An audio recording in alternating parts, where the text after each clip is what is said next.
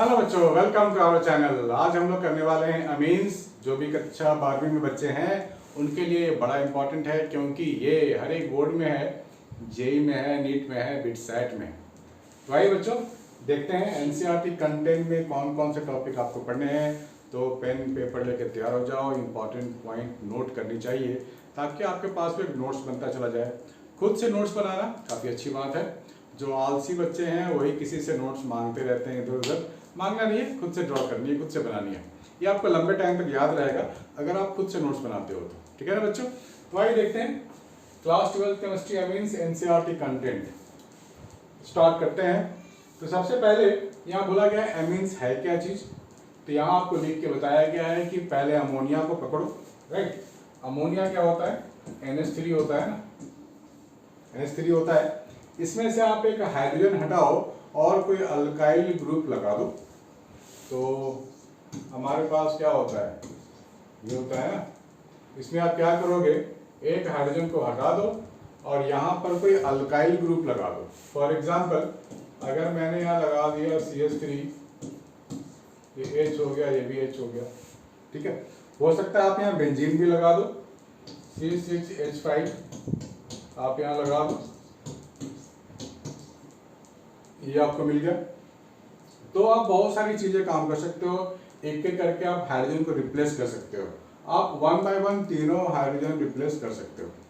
तो इसको बोलते हैं अमोनिया डेरिवेटिव्स, या फिर आप इसको अमीन्स कह सकते हो।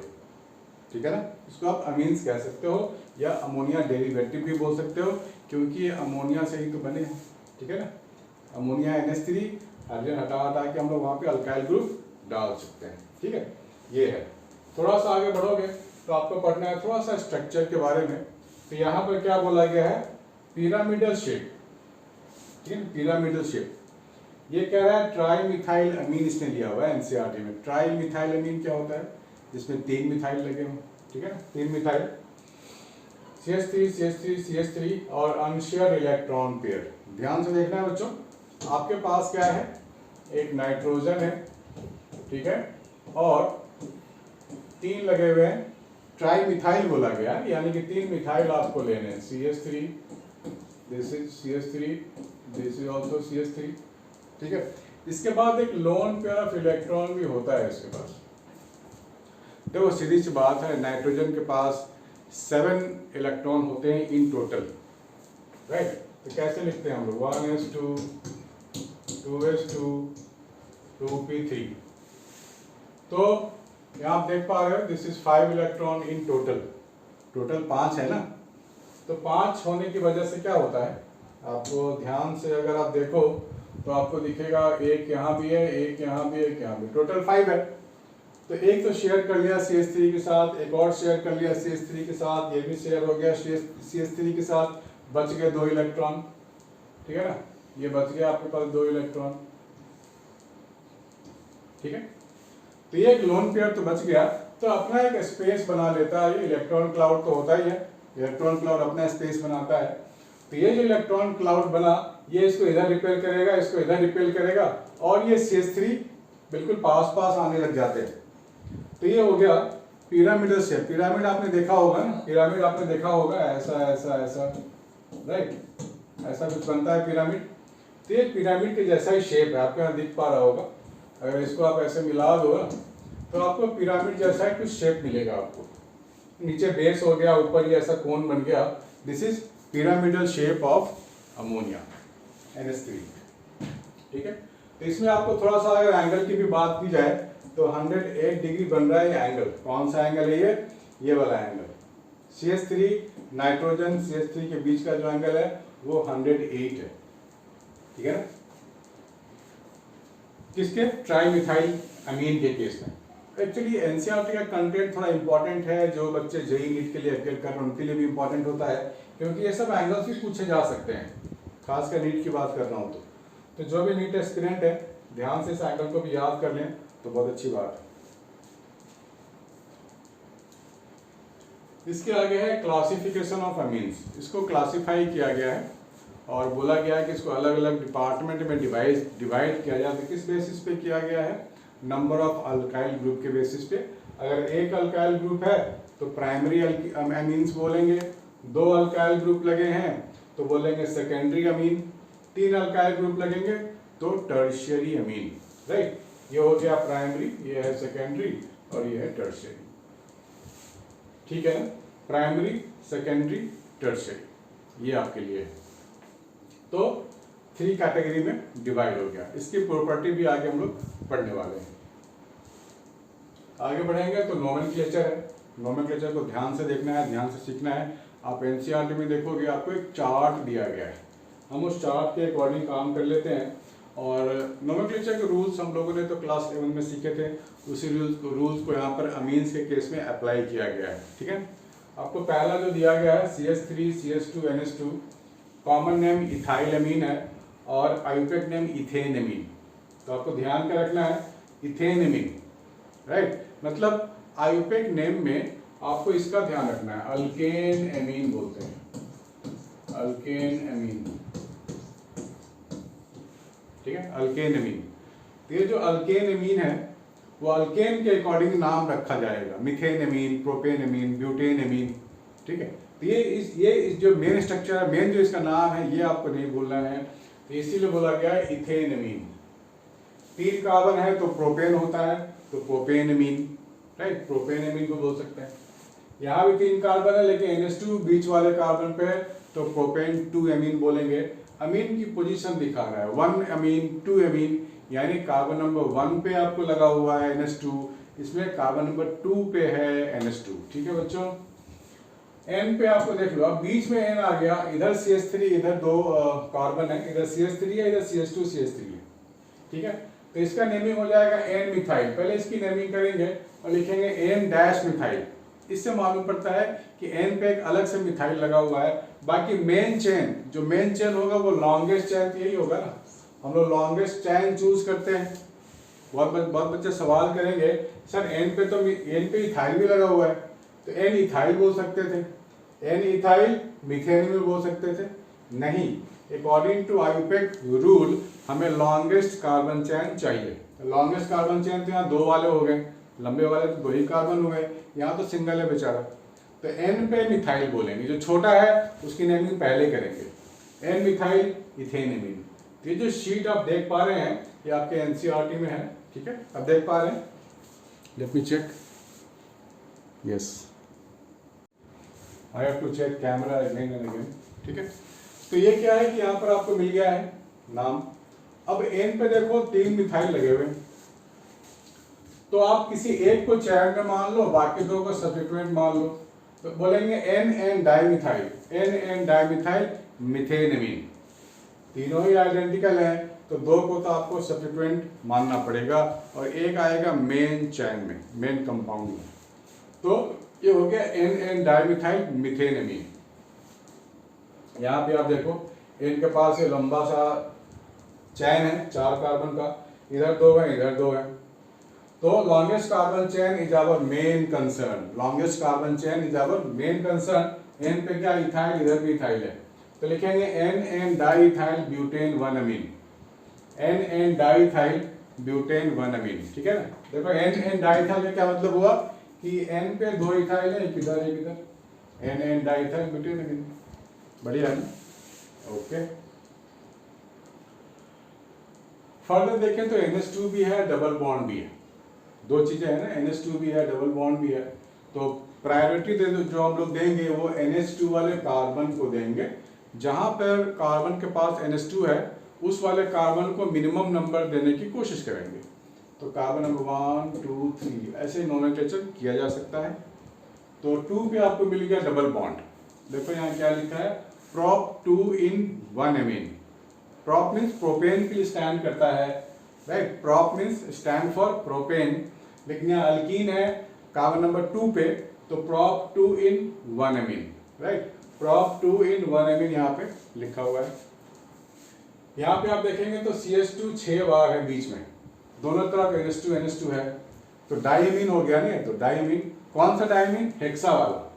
तो कहाँ कहाँ डाइमीन लगा है, कार्बन नंबर 1 पे और 6 पे, तो हम लोग क्या बोलेंगे, हेक्सेन 1,6 डाइमीन, ठीक है ना, हेक्सेन 1,6 डाई अमीन।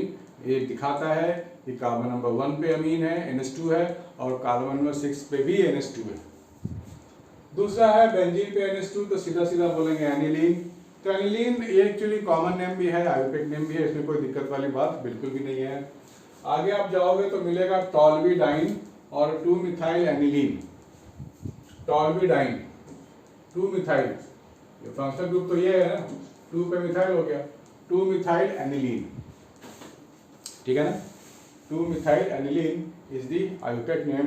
टॉल्बिडाइन तो बेचारा ऐसे ही है, कॉमन नेम, ठीक है, कॉमन नेम है, ठीक है बच्चों। तो आप लोग नोमेनक्लेचर देख सकते हैं, लिख सकते हैं, इंपॉर्टेंट है। इसके आगे बढ़ेंगे तो 2 नोमेनक्लेचर और हैं बेंजीन पे NH2। तो सीधी सी बात है, नंबरिंग यहीं से स्टार्ट होगी, 1 2 3 4। 4 कार्बन पे है ब्रोमीन, तो 4 ब्रोमो बेंजीन अमीन, ठीक है ना, 4 ब्रोमो बेंजीन अमीन है। और यहाँ पे क्या है, CH3 यहाँ 2 बार लगे हुए हैं, तो NN dimethyl, NN dimethyl benzene amine. Benzene amine बोलते हैं बेंजीन पे NH2 बेंजीन अमीन, क्योंकि एनिलीन तो बोल नहीं सकते, एनिलीन होता है बेंजीन पे NH2, तो बेंजीन अमीन ही बोलेंगे ना, NN डाइमिथाइल बेंजीन अमीन, है ना इजी। इसको नोट करो, फिर आगे बढ़ते हैं।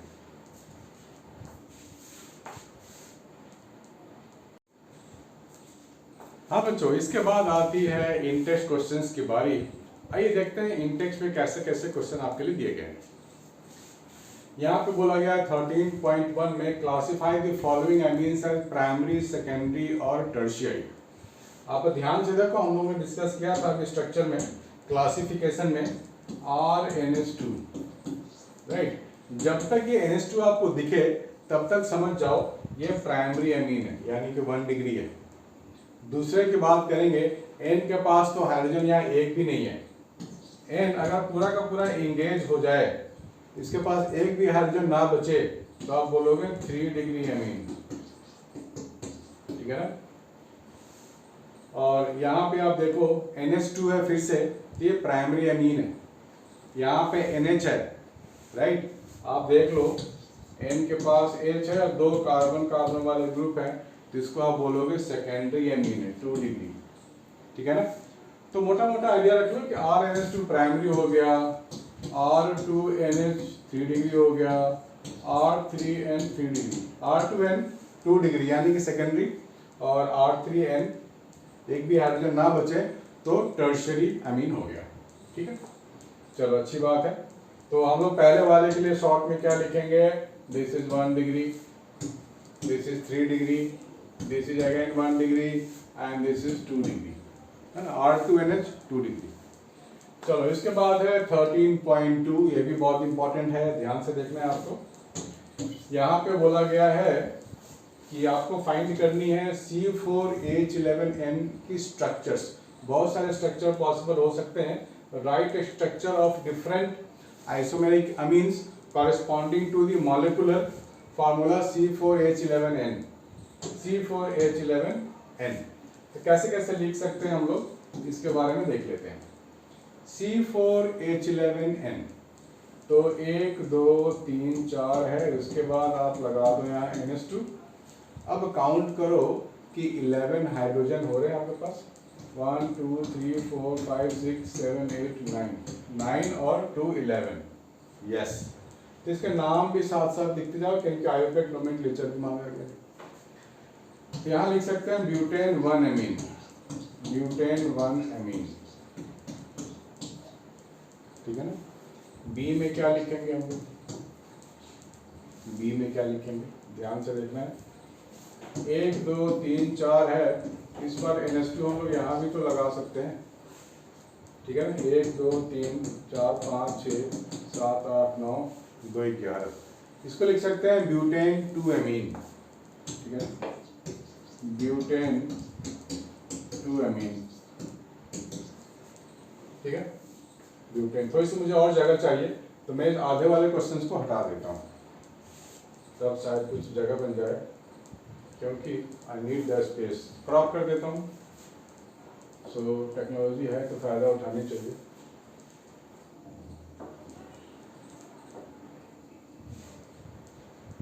दिस वन, ठीक है। तो A बी हम लोगों ने ड्रॉ कर लिया, सी भी ड्रॉ कर लेते हैं। सी ये क्या है, प्राइमरी एमीन, और ये भी है प्राइमरी एमीन। सी स्ट्रक्चर भी ड्रॉ कर सकते हैं हम लोग। तो अगर हम लोग ये स्ट्रक्चर लिख लें,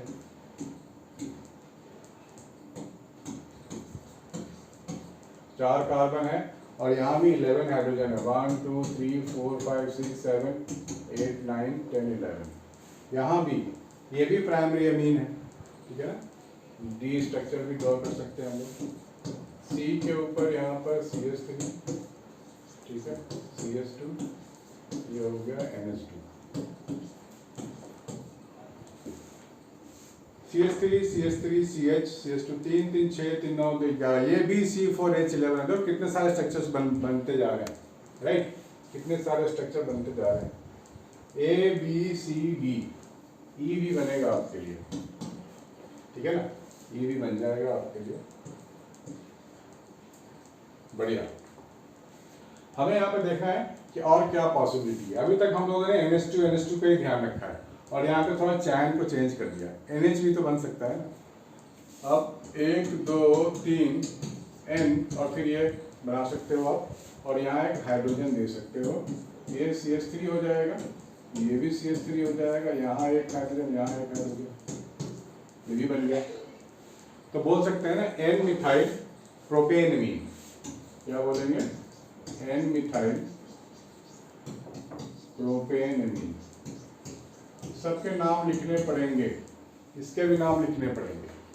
तो कार्बन नंबर 1 है, ये 2 है, 3 है, तो लिखेंगे 2 मिथाइल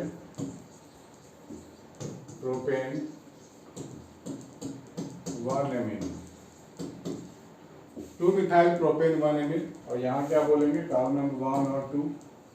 तो कार्बन नंबर 1 पे 2 मिथाइल है, 1,1 डाई मिथाइल इथेन एमीन,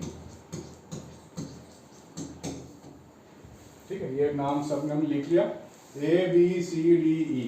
और भी पॉसिबिलिटीज हो सकते हैं, F, ठीक है ना, F के लिए भी हम लोग काम किया जा सकता है। वापिस आप यहाँ आ जाओ, तो यहाँ पर एक और पॉसिबिलिटी है, N पे H, तो इधर 2 कार्बन और इधर भी 2 कार्बन, ठीक है ना, CH3 H H H, ये पॉसिबिलिटी हो गई। एक और पॉसिबिलिटी बनाई जा सकती है, अगर यहाँ पे ब्रांचिंग स्टार्ट हो जाए तो 1 2 3 N फिर CH3, ठीक है ना, ये भी CH3 हो गया, ये भी CH3 हो गया, ये H हो गया। तो हम लोगों ने इतने सारे स्ट्रक्चर बना लिए हैं और इसमें कोई पॉसिबिलिटी मेरे ख्याल से बचती नहीं है। सारी पॉसिबिलिटी हम लोगों ने यहाँ पर यूज कर लिया, सारे स्ट्रक्चर पॉसिबिलिटी हम लोगों ने यहाँ पर यूज कर लिया। अब यहाँ पे पूछा गया है, मैं आइसोमेरिज्म बताइए, कैसा आइसोमेरिज्म है, ध्यान से देखना है बच्चों। देखो यहाँ पे भी NH2 है, लेकिन यहाँ चैन में कुछ चेंज है, यहाँ भी NH2 इसका चैन थोड़ा अलग है, ठीक है, यहाँ NH2 इसका चेन कुछ अलग है, यहाँ भी NH2 है। तो इस तरह की चीजों में जहाँ पर है तो प्राइमरी अमीन, लेकिन कार्बन के अरेंजमेंट में अलग अलग चेंजेस हैं, तो इसको हम लोग बोलेंगे चैन आइसोमेरिज्म, राइट। C और D को बोलेंगे चैन आइसोमेरिज्म, A और B को भी बोलेंगे चैन आइसोमेरिज्म, ठीक है ना। चैन का ही तो फर्क है ना, फंक्शनल ग्रुप तो वही है, NH2 है, ठीक है। तो चैन आइसोमेरिज्म लिख सकते हैं। और दूसरी बात है फंक्शनल पोजिशनल आइसोमेरिज्म भी होता है। पोजीशन की अगर बात करें हम लोग, तो कार्बन नंबर 1 पे NH2 यहाँ भी है, 1 पे NH2 यहाँ भी है, यहाँ पे पोजीशन चेंज है। इन दोनों को आप ध्यान से देखो, कार्बन नंबर 1 पे NH2 है या कार्बन नंबर 2 पे NH2 है, तो A और B को हम लोग बोलेंगे पोजीशन आइसोमेरिज्म। अगर हम लोग फंक्शनल ग्रुप की पोजीशन को हटा देते हैं, चेंज कर देते हैं, तो क्या बोलते हैं, पोजिशनल आइसोमेरिज्म। तो A और B को बोलेंगे पोजीशन आइसोमेरिज्म, ठीक है ना, क्या बोलेंगे, पोजीशन आइसोमेरिज्म। और जहां पर कार्बन में चेंज आ जाए, कार्बन के अरेंजमेंट में चेंज आ जाए, बट फंक्शनल ग्रुप के में चेंज ना आए, उसको हम लोग बोलते हैं चैन आइसोमेरिज्म, ठीक है। तो चैन आइसोमेरिज्म की बात करेंगे, C and D are chain isomerism, ठीक है ना, ओके। एक और हम लोग करने वाले हैं, उसको बोलते हैं मेटामेरिज्म। एन के पास फंक्शनल ग्रुप के क्रॉस अगर अलग अलग कार्बन के अरेंजमेंट हो, यहाँ पे देख रहे हो 2 कार्बन है, इधर 2 कार्बन है, यहाँ पे देख रहे हो 1 कार्बन है और 3 कार्बन है, तो हम लोग एफ को और इसका नाम दे दो जी, एफ और जी को बोल सकते हैं मेटामेरिज्म, ठीक है ना, मेटामेरिज्म बोल सकते हैं मेटामेरिज्म। और ये भी मेटामेरिज्म में आएगा, एक तरफ CH3 है और एक तरफ स्ट्रेट चैन है, ठीक है, ये भी मेटामर का एक पार्ट है। अगर आपको आइसोमेरिज्म के बारे में और जानना है तो मैंने उसका अलग से वीडियो बना रखा है, उसका लिंक मैं यहाँ डाल दूंगा, ठीक है। फिलहाल इसको नोट करो और फिर आगे बढ़ते हैं।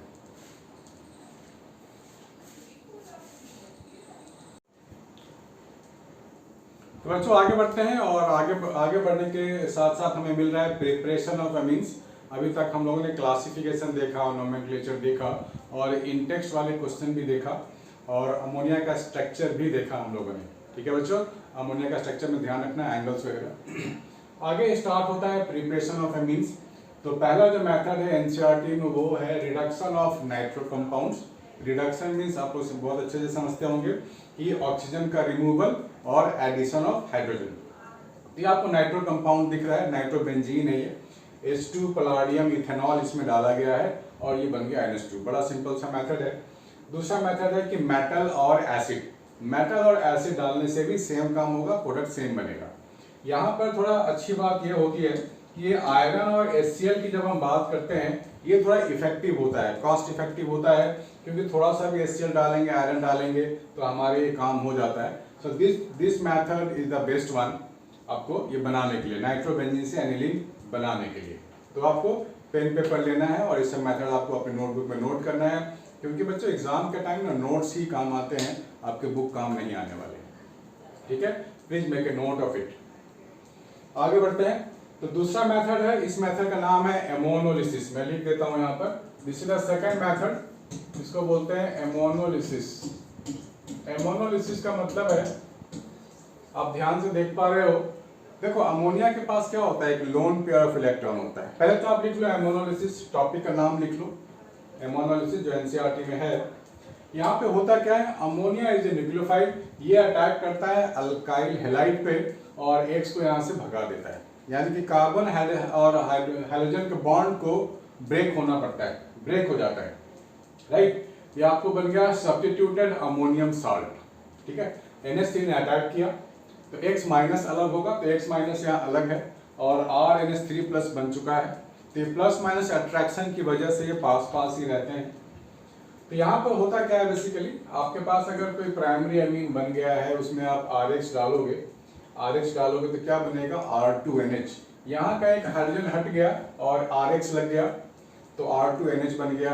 यहाँ का भी एक हाइड्रोजन हट गया और RH लग गया तो R3N बन गया, और R3N और RH को रिएक्ट कराया गया है तो ये R4 बन गया, R4NX बन गया, राइट। N पे पावर 4 और X के साथ क्या है, माइनस है। इसको बोलते हैं क्वाटरनरी अमोनियम साल्ट। आपने ध्यान दिया कि जब तक इसके पास हाइड्रोजन हटेगा नहीं ना, तब तक ये रिएक्शन रुकेगा नहीं, चलता रहेगा। इसी को बोलते हैं एमोनोलिसिस, राइट। देखो 2 हाइड्रोजन था, फिर 1 हाइड्रोजन हो गया, फिर हाइड्रोजन गायब हो गया, लेकिन लोन पेयर की वजह से रिएक्शन फर्दर कैरी आउट हो गया, इसलिए रिएक्शन यहाँ रुका नहीं। N के ऊपर एक लोन पेयर होता है, ये अटैक होगा इससे और ये R4N प्लस X माइनस बन जाएगा, ये चीज बन जाएगा, ठीक है। The free amines can be obtained from the ammonium salt by treatment with a strong base।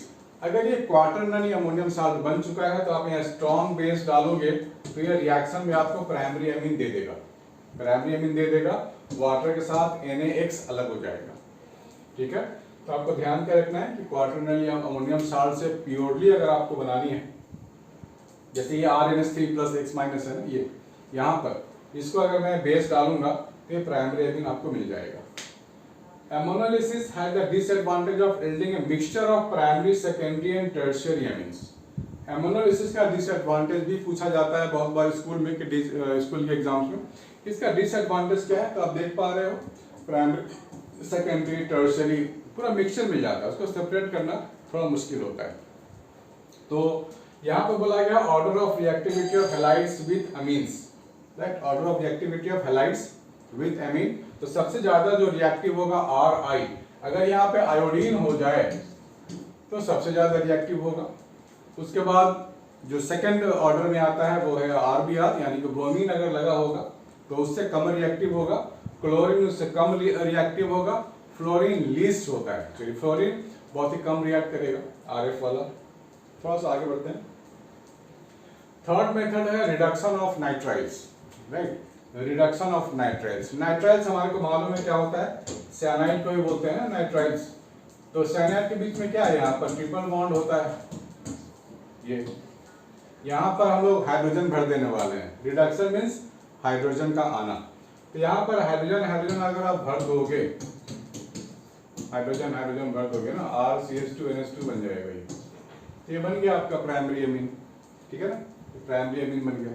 Simple सा रिएक्शन है, राइट। रिएजेंट भी याद होने चाहिए, H2Ni अल्कोहल, सोडियम अमलगम बोलते हैं, सोडियम और मर्क्यूरी का ये एलओआई है, ठीक है ना, इजी सा रिएक्शन है। सब कुछ लिखना है बच्चों, लिखोगे तो बहुत अच्छी बात है, लिखना चाहिए, एग्जाम के टाइम बहुत काम आने वाली है ये सब चीजें। रिडक्शन ऑफ अमाइड्स, अमाइड को भी रिड्यूस कर देना है, एक ऑक्सीजन को हटाना है और 2 हाइड्रोजन को लगाना है। तो आपको देख लो क्या क्या रिएजेंट होने चाहिए। LiAlH4 स्ट्रॉन्गेस्ट रिड्यूसिंग एजेंट है और ये वाटर के साथ मिल करके ये बना देता है RCH2NH2। बहुत ही सिंपल रिएक्शन है, कुछ करना है नहीं इसमें। आगे बढ़ोगे तो गैब्रियल थैलिमाइड सिंथेसिस है, राइट, गैब्रियल थैलिमाइड सिंथेसिस। तो जो गैब्रियल थैलिमाइड सिंथेसिस है ये थोड़ा सा कॉम्प्लेक्स लगता है देखने में, लेकिन है बड़ा आसान, और इससे हम लोग सिर्फ प्राइमरी एमीन्स ही बनाते हैं, ठीक है ना, सिर्फ प्राइमरी एमीन्स। तो जब आप ये हेडिंग लिखोगे ना तो आप ब्रैकेट में जरूर लिख देना प्राइमरी एमीन, ताकि याद रहे कि इससे बनता क्या है। तो यहाँ पर आप देख पा रहे हो, दिस इज थैलिमाइड, ये जो बड़ा सा कंपाउंड आपको दिख रहा है ना, दिस इज थैलिमाइड। तो ये क्या होता है कि बेस है, KOH है, राइट, KOH है। तो यहाँ का OH और यहाँ का H वाटर मॉलिक्यूल हट जाता है और N और K की बॉन्डिंग हो जाती है, तो ये NK बन गया आपका पोटेशियम। अब क्या होगा, N तो यहाँ पर न्यूक्लियोफिलिक होता है, नाइट्रोजन, ये क्या करेगा, R पे अटैक करेगा, H को भगा देगा, तो ये NR बन गया, ठीक है ना। N अल्काइल थैलिमाइड, सारे जो आपको नाम है बेटे वो भी याद होने चाहिए, उससे सब कुछ नोट डाउन करते जाओ।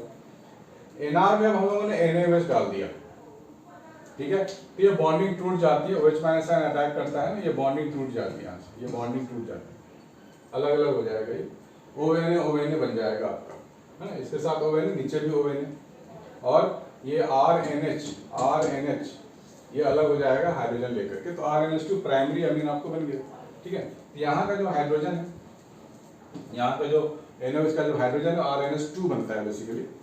तो ये आपको प्रोडक्ट फाइनल मिल चुका है, प्राइमरी अमीन, और साथ में मिल गया आपको sodium salt of carboxylic acid. ये साइड प्रोडक्ट भी याद होना जरूरी होता है, क्योंकि एग्जाम में इसके भी आने के चांसेस होते हैं बच्चों, ठीक है।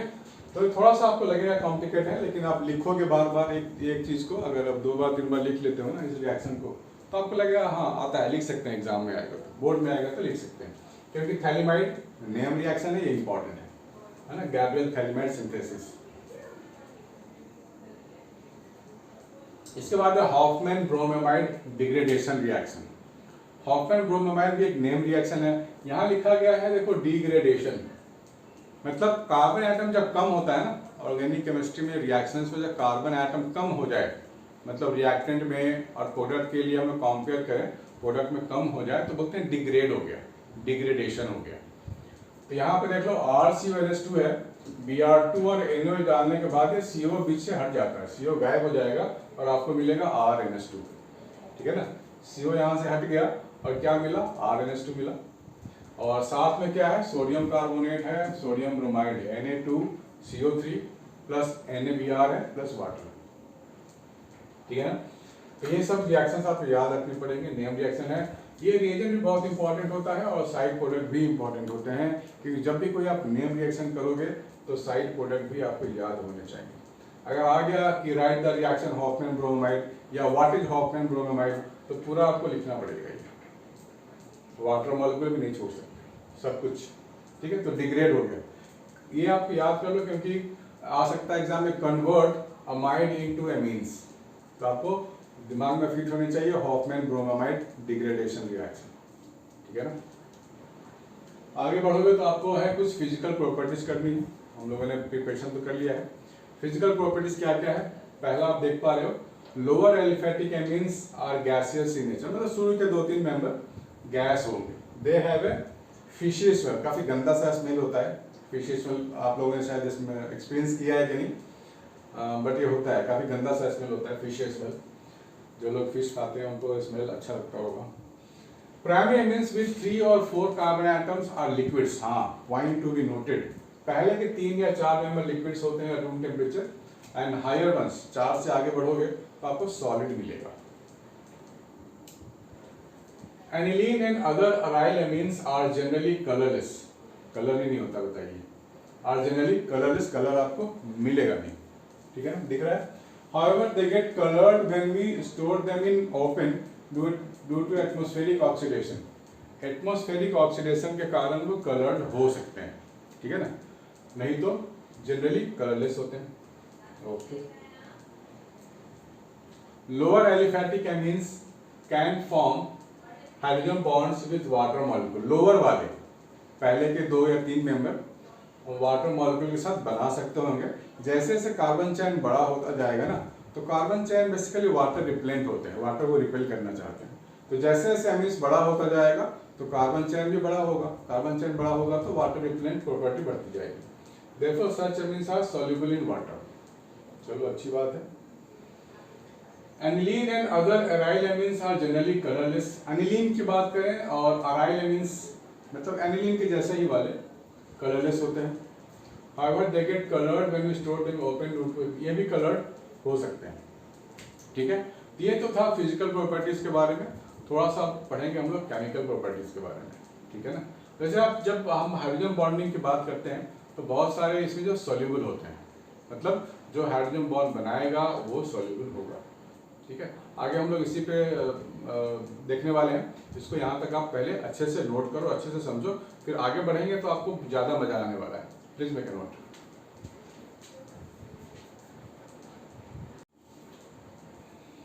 हाँ बेटा, तो अब बारी है केमिकल रिएक्शंस की। हम लोगों ने अभी तक क्या क्या कर लिया, क्लासिफिकेशन कर लिया, नोमेनक्लेचर कर लिया और शेप ऑफ अमोनिया कर लिया है, और हम लोगों ने प्रिपरेशन ऑफ अमीन्स भी देख लिया है।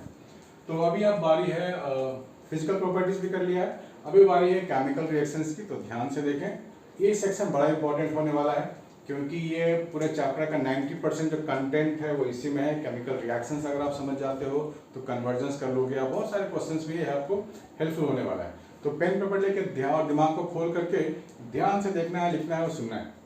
यहाँ पे बोला गया है difference electronegativity between nitrogen and hydrogen atoms and the presence of unshared pair of electron over the nitrogen makes amines reactive। amines reactive क्यों है? क्योंकि यहाँ बोला गया है कि जो हमारे पास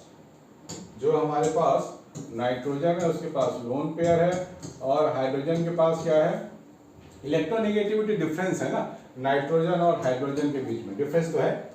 नाइट्रोजन थोड़ा इलेक्ट्रोनेगेटिव है एज कंपेयर टू हाइड्रोजन। ये जो सिचुएशन है ये इसको बनाता है रिएक्टिव, ठीक है, रिएक्टिव बनाता है। तो यहाँ पर अलग अलग अगर हम बात करें अमीन्स की, प्राइमरी में अलग स्ट्रक्चर होगा, उसमें नाइट्रोजन के पास हाइड्रोजन ज़्यादा होगा, सेकेंडरी में एक हाइड्रोजन, टर्शियरी में एक भी हाइड्रोजन नहीं है। तो ये जो डिफरेंस है हाइड्रोजन का, इनको अलग अलग रिएक्शंस के लिए एलिजिबल बनाता है, राइट। तो स्टार्ट करते हैं, देखते हैं कौन कौन से रिएक्शंस है यहाँ पर।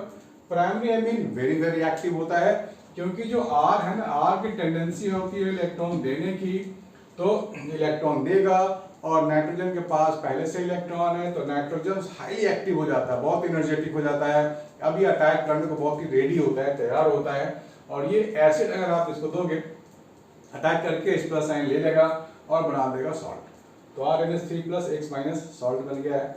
सिमिलरली एनिलीन की भी बात करें तो ये भी अटैक करेगा और NH3+Cl- आयन बनाएगा, ठीक है ना।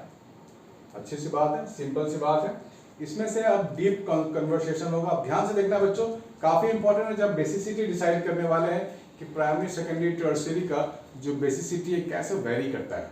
यहाँ पर बच्चों को दिक्कत आनी शुरू होती है, लेकिन ध्यान से देखोगे समझ जाओगे तो कोई बात नहीं है। Amine salts on treatment with a base like NaOH regenerates the parent amine. Amine salts are soluble in water but insoluble in organic solvents. अच्छी बात है, क्योंकि वाटर मॉलिक्यूल के साथ ही हाइड्रोजन बॉन्डिंग बना लेते हैं, ठीक है ना, इसीलिए। आगे देखें हम लोग, तो RNS2 को सॉल्युबिलिटी दिखाई गई है वाटर के साथ, तो RNS3 प्लस और OH माइनस हो जाता है। तो यहाँ अगर K की बात करें, इक्विलिब्रियम कांस्टेंट की बात करें, तो ये प्रोडक्ट है, रिएक्टेंट है। क्लास 11 में अगर आप लोगों ने केमिकल इक्विलिब्रियम पढ़ा होगा, देखा होगा, तो वहाँ पर आपके लिए ये रिएक्शन मिलता है, K प्रोडक्ट वाला और रिएक्टेंट वाला जो चीज़ें हैं वो नीचे होता है। तो ऐसे हम लोग K लिखते हैं। वाटर तो काफ़ी ह्यूज क्वांटिटी में होता है, तो वाटर का कॉन्सेंट्रेशन चेंज नहीं करता, तो इस वाटर को इधर ले जाते हैं, तो K इंटू H2O को हम लोग K भी लिख सकते हैं। 11th क्लास में पढ़ा है हम लोगों ने। जो बच्चे नहीं भी पढ़े तो कोई बात नहीं, काम चल जाएगा आपका इससे। K इंटू H2O को लिखते हैं Kb, और ये आपका बन गया एक्सप्रेशन। प्रोडक्ट वाली चीज़ें ऊपर में होती है और रिएक्टेंट वाली चीज़ें नीचे में होती हैं। यहाँ पर अगर आप लॉग ले लोगे, लॉग और माइनस लगा देंगे तो एक pKb की वैल्यू आएगी। ये भी हम लोगों ने 11th में किया हुआ है, pKb minus log of Kb। Kb का मतलब हो गया ये जो रिएक्शन है ये किसी बेस के लिए दिखाया जा रहा है। अगर Kb की वैल्यू ज्यादा होगी यानी कि बेसिसिटी भी ज्यादा होगी, राइट, ठीक है ना। जिसकी Kb की वैल्यू ज्यादा होगी, जिसकी Kb की वैल्यू ज्यादा होगी, वो ज्यादा स्ट्रॉन्गर बेस कहलाएगा, ठीक है ना। And vice versa. यहाँ पे एक नया आपको सुनने को मिल रहा है pKb। अगर हम pKb की बात करें तो pKb and basicity are inversely related. pKb and basicity are inversely related, ठीक है ना। मतलब pKb की वैल्यू ज्यादा होगी तो वो कम बेसिक होगा। इस चीज का आप ध्यान में रखना, थोड़ा सा 11th की नॉलेज तो चाहिए बच्चों। तो खैर नहीं भी है तो यहाँ से आपका काम चल जाने वाला है, कोई भी क्वेश्चन आपसे छूटेगा नहीं, आप सारे के सारे क्वेश्चंस इससे रिलेटेड सॉल्व कर पाओगे। क्वेश्चन भी करके देखेंगे हम लोग, तो घबराने की बात नहीं है। ये जो आपको लिस्ट दी गई है एनसीईआरटी में, देखो pKb की वैल्यू है ना बढ़ती जा रही है। बढ़ती जा रही है का मतलब बेस की जो स्ट्रेंथ है वो कम होती जाएगी। सबसे कम pKb वैल्यू किसकी है? 3.27। किसके लिए? N methyl methanamine. N methyl methanamine, N पे मिथाइल है और ये मिथेन अमीन है। सबसे कम है ना 3.27, नहीं इससे भी कम है 3.25। किसकी है? एन डाइथाइल, एन डाइथाइल है ये। उसके बाद इथेन अमीन है C2H5। सबसे ज्यादा बेसिक है सेकेंडरी, फिर ठीक है ना, क्योंकि इसके पास ये टर्शियरी हो गया, ये टर्शियरी हो गया। एक्वस फेज की बात हो रही है, ठीक है। तो हमने समझ लिया है कि सबसे कम, बस आपको इतना ध्यान रखना है pKb की वैल्यू ज्यादा तो बेसिसिटी कम, ठीक है ना। और क्या चाहिए आपको? And vice versa. देखो सबसे ज्यादा वैल्यू किसकी है? 9.38। सबसे ज्यादा pKb वैल्यू किसकी है? 9.38 बेंजीन एमीन की है। यानी कि बेंजीन एमीन की जो बेसिसिटी होगी वो सबसे कम होगी, राइट। होनी भी चाहिए, इस पर डिस्कशन भी आप लोग कर सकते हो कि बेंजीन रिंग के पास बेंजीन एमीन है, ये बेंजीन एमीन क्या होता है? बेंजीन पे NH2, यानी कि इसके पास जो नाइट्रोजन है ना वो बहुत ही कम अवेलेबल है H+ आयन लेने के लिए। अगर आप H+ आयन दोगे तो सबसे अवेलेबल है लेकिन सबसे कम अवेलेबिलिटी है। क्यों? क्योंकि इसका इलेक्ट्रॉन ज्यादा बिजी रहेगा बेंजीन रिंग के साथ। आप रेजोनेंस बना के देख सकते हो, राइट। इसका जो इलेक्ट्रॉन है नाइट्रोजन वाला वो बेंजीन के साथ ज्यादा बिजी है, इस पे अटैक करने में बड़ा सोचना पड़ेगा इसको, ठीक है। तो इसकी बेसिसिटी सबसे कम है। आइए आगे बढ़ते हैं थोड़ा। Structure based relationship of amines, right. Alkane amines versus ammonia, आपको दिख रहा है साफ साफ? Yes it is. तो यहाँ पर हम डिस्कस करने वाले हैं, बहुत ही अच्छा डिस्कशन होने वाला है और सबसे इंपॉर्टेंट टॉपिक है इस पूरे अमीन्स में, बेसिसिटी वाला डिस्कशन। यहाँ पे दो चीज आपको दिख रहा है, RNS2 है ना, यानी कि अमीन है ये और ये अमोनिया है, ठीक है। अमीन एंड अमोनिया। इसमें पता करने को बोला जाए कि बेसिक स्ट्रेंथ किसका ज़्यादा किसका कम होगा। ठीक है, तो बेसिक स्ट्रेंथ का क्या मतलब होता है, पहले ये समझना है। बेसिक स्ट्रेंथ का मतलब कोई भी मॉलिक्यूल अटैक करके H+ आयन ले लेगा, उसको हम बोलेंगे वो बेस है। मान लो ये कोई मॉलिक्यूल है, मैंने इसके पास H+ आयन रख दिया, फटाक से अटैक करके ले लिया, तो हम बोलेंगे क्या, ये तो बेस है, राइट। अगर ऐसा करने में टाइम लगता है या नहीं कर पाता है तो बोलेंगे पुअर बेस है या बेस ही नहीं है, राइट। तो यहाँ दोनों को देख लो, दोनों के H+ आयन दिया गया है और दोनों ने अटैक कर दिया है और H+ आयन को अपने साथ मिला लिया है। तो ये काम दोनों में किसमें सबसे अच्छे से हो रहा है उस पर ध्यान देना है। अब R के बारे में हमें मालूम है कि R क्या करता है, इलेक्ट्रॉन देता है। R तो इलेक्ट्रॉन देता है, राइट। इलेक्ट्रॉन पुश करता है वो अपने सामने वाले मॉलिक्यूल की तरफ या एटम की तरफ।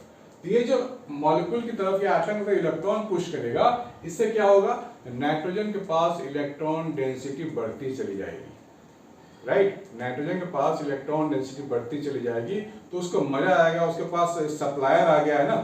अब क्या बोलते हैं, वॉर में कब मजा आता है, कोई वेपन सप्लायर हो, मेरे को कोई वेपन सप्लाई कर रहा है, मैं आगे वॉर कर रहा हूँ। सिमिलरली R क्या इलेक्ट्रॉन सप्लायर है और नाइट्रोजन को खूब सारा इलेक्ट्रॉन मिल रहा है, तो वो क्या करेगा, बड़े अच्छे से अटैक करेगा H+ आयन पे और क्या बना लेगा, RNH3+, अमोनियम कैटायन बना लेगा। क्या बना लेगा, अमोनियम कैटायन, अमोनियम कैटायन,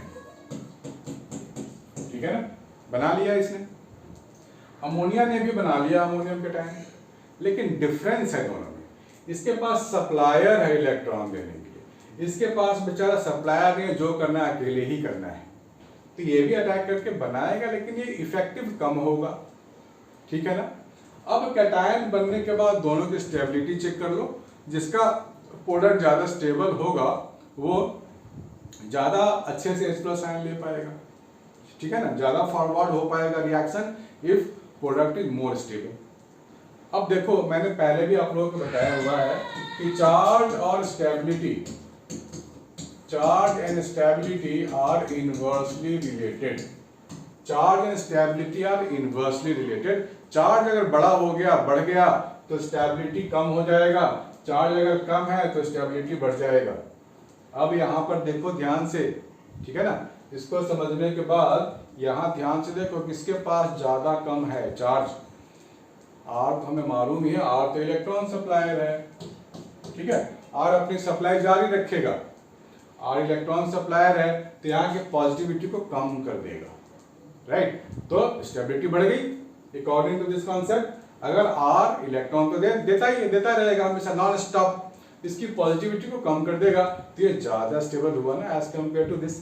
इसके पास कोई फैसिलिटी नहीं है कि इसको प्लस को कोई डिस्पर्स कर दे या लोअर डाउन कर दे, कम कर दे, इस चार्ज को कम करने की कोई फैक्टर नहीं है इसके पास। So this is more forward, so amine is more basic than ammonia. ये आपके बुक में एनसीईआरटी में साफ साफ लिखा हुआ है बच्चों, due to the electron releasing nature of alkyl group, R pushes electron towards nitrogen and thus makes the unshared electron pair on nitrogen more available for sharing the proton of the acid, ठीक है। Moreover, the substituted ammonium ion formed from the amine gets stabilized due to the dispersal of the positive charge by the plus I effect. Plus I effect बोलते हैं ना, जो R मैं बोल रहा हूँ, R इलेक्ट्रॉन दे रहा है, उसको क्या बोलते हैं, plus I effect, inductive effect, class 11 का कॉन्सेप्ट है, ठीक है बच्चों। तो यहाँ पे इंडक्टिव इफेक्ट एक वर्ड मिला है तो घबराना नहीं है, ये क्लास 11 का प्रॉपर्टी हम लोगों ने पढ़ा था, नहीं पढ़ा है तो कोई बात नहीं। Electron releasing effect, electron releasing effect होता है, जो अल्काइल ग्रुप का प्रॉपर्टी है, उसका बिहेवियर है, वो इलेक्ट्रॉन रिलीज करता है, इसको हम लोग प्लस आई इफेक्ट बोलते हैं, ठीक है ना। अगर कोई ग्रुप इलेक्ट्रॉन लेता है, अगर कोई ग्रुप इलेक्ट्रॉन लेता है तो उसको माइनस आई इफेक्ट बोलते हैं, ठीक है ना। तो बच्चों को कंफ्यूजन हो सकता है, इसलिए मैंने क्लियर कर दिया। ऐसा ग्रुप जो इलेक्ट्रॉन लेता हो तो उस इफेक्ट को बोलेंगे माइनस आई इफेक्ट, और कोई इलेक्ट्रॉन अगर देता है तो उसको बोलते हैं प्लस आई इफेक्ट। तो यहाँ पे जो अल्काइल ग्रुप की बात हो रही है, प्लस आई इफेक्ट की बात हो रही है, यहाँ प्लस आई इफेक्ट तो सबसे ज्यादा टर्शियरी में होगा, टर्शियरी वाले में सबसे ज्यादा होगा, क्योंकि टर्शियरी में क्या होगा, टर्शियरी अमीन में 3 R होंगे, और तीनों R इलेक्ट्रॉन देंगे, 3 R होंगे और तीनों R इलेक्ट्रॉन अगर देंगे तो सबसे ज्यादा प्लस का इफेक्ट यही होगा। तो इसके पास सबसे ज्यादा इलेक्ट्रॉन डेंसिटी हो गया, तो ये बहुत अच्छे से अटैक कर पाएगा इस प्लस आयन पे, तो इसकी बेसिसिटी सबसे ज्यादा, ठीक है ना। और अगर हम सेकेंडरी की बात करें, this is 2 degree, this is 3 degree, तो यहां पर इलेक्ट्रॉन रिलीजिंग इफेक्ट होगा, आर की वजह से इलेक्ट्रॉन रिलीजिंग इफेक्ट बहुत ज्यादा होगा नाइट्रोजन पे। तो इससे क्या होगा कि ये भी एक्टिव होगा लेकिन इससे कम होगा, और सबसे कम हो जाएगा RNH2 में, प्राइमरी है, सबसे कम हो जाएगा अमोनिया में, सबसे कम। तो due to this inductive effect हम कह सकते हैं कि 3 degree amine is more basic than 2 degree, 2 degree is more basic than primary, and primary amine is more basic than ammonia. ये सब जो हम बातें कर रहे हैं ना, ये हम गैस फेज के लिए काम कर रहे हैं, गैस फेज के लिए बातें कर रहे हैं, ठीक है ना, gas phase. This trend is followed in the gaseous phase. The order of basicity of amines in the gaseous phase follows the expected order: tertiary amine, secondary amine, and primary amine. Tertiary amine, secondary amine, and primary amine. Right? 3 degree, 2 degree, 1 degree, ये कब follow करेगा? Gaseous medium में। अभी अगर हम पूरे solution को, पूरे अमीन सिस्टम को वाटर में डुबो दें तो order of basicity will change. Right? कैसे बताता हूं, इसको नोट करो पहले।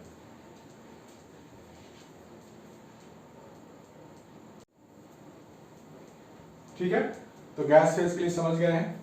अब हम लोग बात करेंगे एक्वस मीडियम, यानी कि हम लोगों ने वाटर में डुबो दिया बेस, यानी कि अमीन्स को वाटर में डुबो दिया, तो इससे क्या इफेक्ट होगा ये ध्यान में देखना है। ये देख लो, वाटर का इफेक्ट शुरू हो गया, ठीक है ना। देखो वाटर का इफेक्ट का क्या मतलब है। अगर मैं बात करूं RNH2 के लिए, मैंने यहाँ पर वाटर डाल दिया, तो RNH2 क्या करेगा, H2O में से एक H+ आयन ले लेगा ना, RNH3+ बनेगा, ठीक है ना। तो RNH3+ अमोनियम कैटायन बन गया।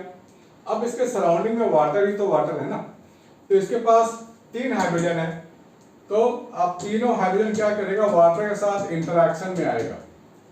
H2O मॉलिक्यूल सराउंड दिस अमीन, तो 3 हाइड्रोजन होने की वजह से ये 3 हाइड्रोजन बॉन्ड आपको दिखाना पड़ेगा वाटर मॉलिक्यूल के साथ, ठीक है।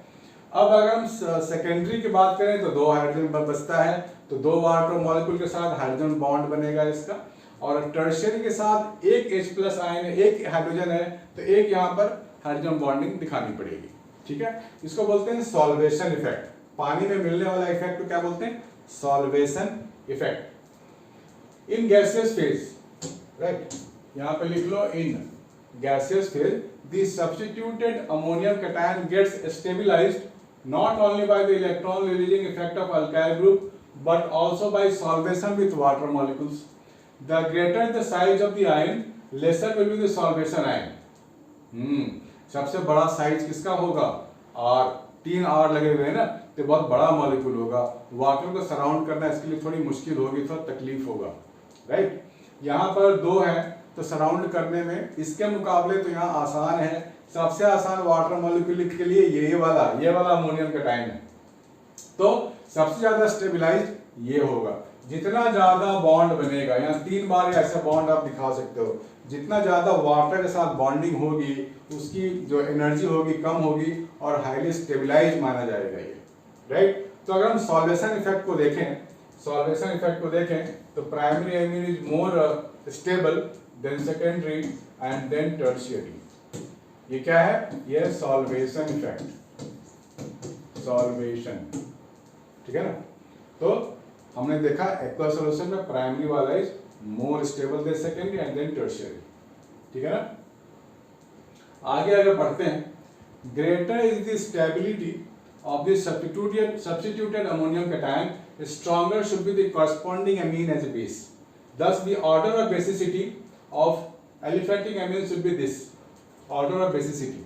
यानी कि अगर हम सिर्फ सॉल्वेशन वाले की बात करें, सिर्फ एक्वस सॉल्यूशन में जो सॉल्वेशन इफेक्ट हो रहा है उसके अकॉर्डिंग प्राइमरी सबसे ज्यादा बेसिक निकल के आ रहा है, फिर सेकेंडरी, फिर tertiary, which is opposite to the inductive effect based order.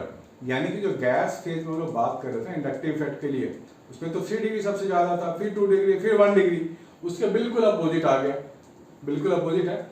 Secondly, when the alkyl group is small like CH3, there is no steric hindrance to the hydrogen bonding. ठीक है ना? Secondly, when the alkyl group is small like CH3 group, there is no steric hindrance to the hydrogen bonding. अब अगर छोटा alkyl group लगा हो, छोटा alkyl group जैसे CH3 N, ये छोटा है ना, लेकिन अगर मैं इसको बड़ा कर दूं, देखो कार्बन हाइड्रोकार्बन क्या होता है ना, वाटर रिपेलेंट होता है।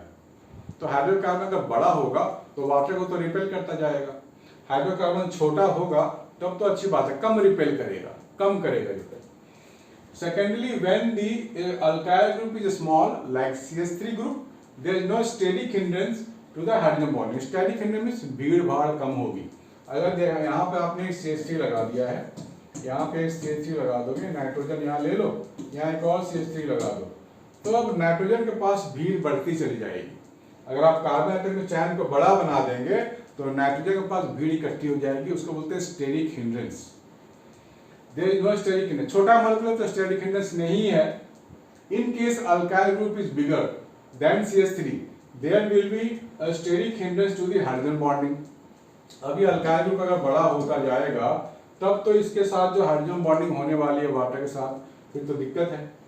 Therefore, the change of nature of alkyl group from CH3 to C2H5 results in the change of the order of the basic strength. ठीक है ना? जैसे बड़ा ग्रुप होता जाएगा बेसिक स्ट्रेंथ अब अफेक्टेड होगा। Thus, there is a subtle interplay of the inductive effect, solvation effect and steric hindrance. देखो जब हम एक्वस सॉल्यूशन की बात करेंगे तो आपको तीनों फैक्टर ध्यान में रखने पड़ेंगे। कौन कौन से factor? Inductive effect, solvation effect and steric hindrance. मतलब भीड़ भाड़ वाला factor steric hindrance of the alkyl group which decides the basic strength of alkyl amines in the aqueous state. The order of basic strength in case of methyl substituted amines and ethyl substituted amines in the aqueous solution is as follows. अगर methyl होगा तो order क्या होगा? ये वाला होगा। ध्यान से देख लो, मिथाइल ग्रुप अगर लगे हैं एमीन में अगर मिथाइल ग्रुप लगे हैं तो आप देख पा रहे हो 2 डिग्री मोर स्टेबल से 1 degree, then 3 degree, then ammonia. ये किसके लिए है? ये मिथाइल ग्रुप लगा होगा तब के लिए है बच्चों। और अगर इसमें अल्काइल ग्रुप लगा दें तो 2 डिग्री है, फिर 3 डिग्री है, फिर 1 डिग्री है। अल्काइल ग्रुप के लगने से मतलब बड़ा वाला alkyl group more than bigger than methyl CH3 से बड़ा होगा तो 2 डिग्री, उसके बाद 3 डिग्री आएगा। ये कब है? जब हमारे पास C2H5 या इससे बड़ा फैक्टर C2H5 हो या इससे बड़ा हो, तो आप ऑर्डर 2, 3, 1 लोगे। लास्ट में अमोनिया है। ये सब कब है? ये सब कब है? जब एक्वस सॉल्यूशन में है, तब एक्वस सॉल्यूशन की बात हो रही है। गैसेस फिल तो हम लोगों ने कर लिया 3 डिग्री, 2 डिग्री, 1 डिग्री, ये आपको ध्यान में रखना है। ये जो फैक्टर डिसाइड किए गए हैं, 3 फैक्टर पे डिसाइड किए गए हैं। इंडक्टिव इफेक्ट, सॉल्वेशन इफेक्ट यानी कि वाटर कितना उसमें सॉल्युबल है, सॉल्वेशन इफेक्ट। तीसरा आपके पास है स्टेरिक हिंड्रेंस। इन 3 फैक्टर को मिला करके और लास्ट में क्या है? CH3 ग्रुप और इससे बड़ा ग्रुप के बारे में बताया गया है। ठीक है, तो क्वेश्चन में आपको दिमाग में ये रखना है कि 3 इफेक्ट को ध्यान में रख करके डिसाइड किया गया है कि कौन सा बेसिसिटी ऑर्डर फॉलो करेगा। उसके बाद हम आते हैं कि अल्काइल ग्रुप का फैक्टर क्या होना चाहिए। जहां CH3 होगा तो 2 डिग्री वाला सबसे ज्यादा बेसिक होगा। तीनों फैक्टर को मिलाएंगे तो हम लोग बोलेंगे 2 डिग्री वाला is dominating in basic strength, फिर 1, फिर 3। ठीक है, इस ऑर्डर को फॉलो आपको करना है और आंसर आपको खुद से लिखना है बच्चों। किसी के नोट्स नहीं लेने हैं, किसी की जरूरत है ही नहीं। आप खुद अपने आप में ही सबसे अच्छे हो, सबसे बेस्ट हो। You are the best version of yourself. किसी के नोट्स की जरूरत नहीं है, आपको खुद से स्टडी करनी है। मैं वीडियो इसलिए बना रहा हूँ ताकि आप खुद से पढ़ो, इसको देखो, समझो, चीज़ों को डिस्कशन करो। डाउट होता है तो डिस्कशन करो अपने टीचर के साथ या मेरे साथ, जहाँ भी पढ़ते होगे आप, क्योंकि यही आपको बेस्ट बनाएगा। सो नोट करो, फिर आगे बढ़ते हैं।